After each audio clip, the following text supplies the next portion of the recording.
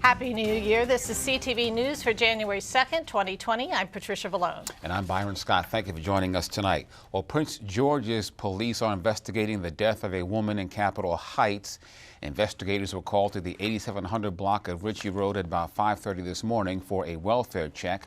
When they arrived, police discovered an adult female inside the car with trauma to her upper body. She was pronounced dead at the scene.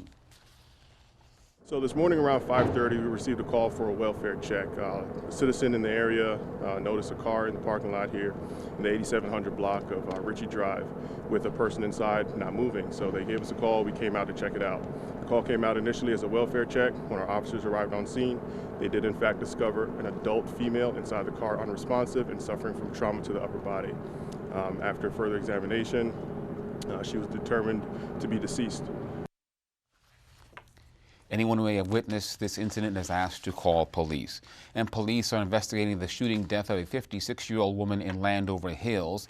It happened last night on the 7400 block of Varnum Street. The victim has been identified as Philomena Vasquez. Investigators were called to the area at around 11:30 for a report of a shooting.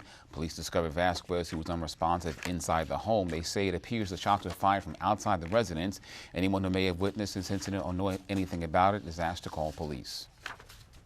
Another candidate has dropped out of the 2020 presidential race. Julian Castro announced earlier today in a video that he is ending his bid for the presidency. Castro spent 5 years as the mayor of San Antonio, and he was Housing and Urban Development Secretary under President Obama. He was also the only Latino candidate that was Democratic.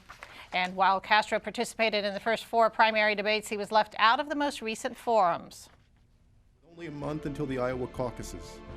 And given the circumstances of this campaign season, I've determined that it simply isn't our time.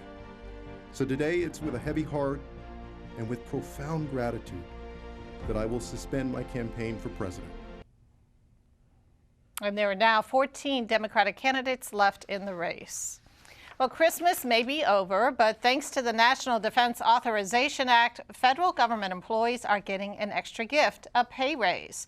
Most federal workers in the Washington-Baltimore area will receive a 3.5% raise. That's the largest hike in a decade, a period that included a pay freeze between 2011 and 2013. The boost in pay will take effect on the first full pay period of the new year, which will begin January 5th. And the Sexual Assault Evidence Kit Policy and Funding Committee has submitted its 2020 annual report. It includes new policies and procedures for the testing, tracking, and retention of sexual assault evidence kits, as well as additional support for resources for victims. The committee was created in 2017 by the General Assembly. They must submit an annual report on its activities during the prior fiscal year to the governor and lawmakers.